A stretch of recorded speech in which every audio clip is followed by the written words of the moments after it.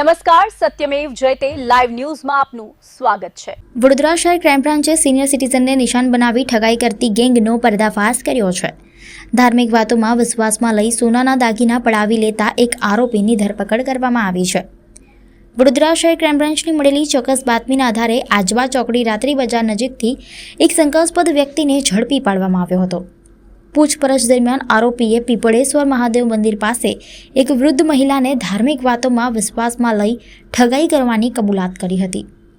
આરોપીએ મહિલાને તમારા દીકરાને કષ્ટ છે અને સોનું લક્ષ્મીનું સ્વરૂપ છે તેવી વાતો કરીને વિશ્વાસમાં લીધી હતી અને ત્યારબાદ સોનાની બંગડીઓ તથા વીંટી પડાવી લીધી હતી। પોલીસે આરોપી પાસેથી 2 સોનાની બંગડીઓ, 1 સોનાની વીંટી, મોટરસાઇકલ, મોબાઈલ અને રોકડ સહિત કુલ 3,19,000 રૂપિયાથી વધુનો મુદ્દામાલ કબજે કર્યો છે। પ્રાથમિક તપાસમાં આરોપી વિરુદ્ધ અગાઉ બિહાર રાજ્યમાં પણ ગુનો નોંધાયો હોવાનું સામે આવ્યું છે, જ્યારે તેનો સાગરીત હજુ ફરાર હોવાથી તેને ઝડપી પાડવા માટે પોલીસે અલગ અલગ ટીમો બનાવી તપાસ શરૂ કરી છે।